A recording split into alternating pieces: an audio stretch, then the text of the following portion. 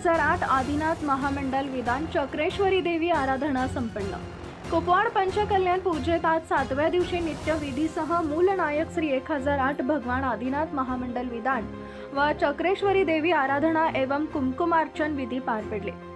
कुपवाड पंचकल्याण पूजेच्या मंगळवारी 7व्या दिवशी पहाटे मंदिरात मंगलवाद्य घोष व मंगलाचरण झाले। त्यानंतर इंद्रायणी यांचं सवाद्य मंडपात आगमन झालं। जलकुंभ मिरवणूक निघाली, जाप्य अनुष्ठान नित्यक्रिया पार पडल्या। त्यानंतर मूल नायक श्री 1008 भगवान आदिनाथ महामंडल विधान प्रारंभ झाले।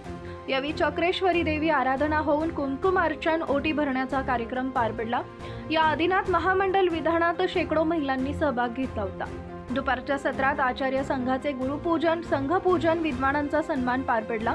केवळ ज्ञान कल्याणक तिथी पूजन व आचार्य श्री जिनसेनजी महाराज यांचं मंगल प्रवचन झाले। सायंकाळी जिनवाणी मिरवणूक, देवशास्त्र, गुरु आरती समाल पार पडले। सायंकाळी सांस्कृतिक कार्यक्रम व आरती झाली।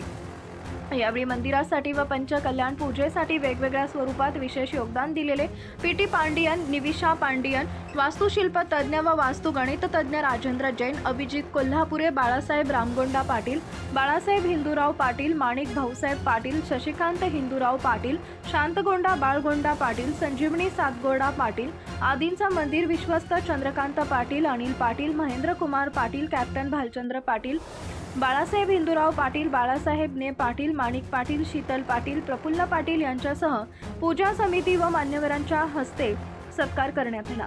यावेळी स्वरूपा राजेंद्र यड्रावकर, प्रमिला मुरगुंडे, माजी नगरसेवक प्रशांत पाटील, माजी नगरसेवक गजानन मगदुम, किरण वांजुळे, भाजप जिल्हा सरचिटणीस विश्वजित पाटील, रवींद्र सदामते, माजी उपमहापौर मोहन जाधव, वीराचार्य पतसंस्था संचालक मोहन लांडे यांनी पंचकल्याण पूजेस भेट देऊन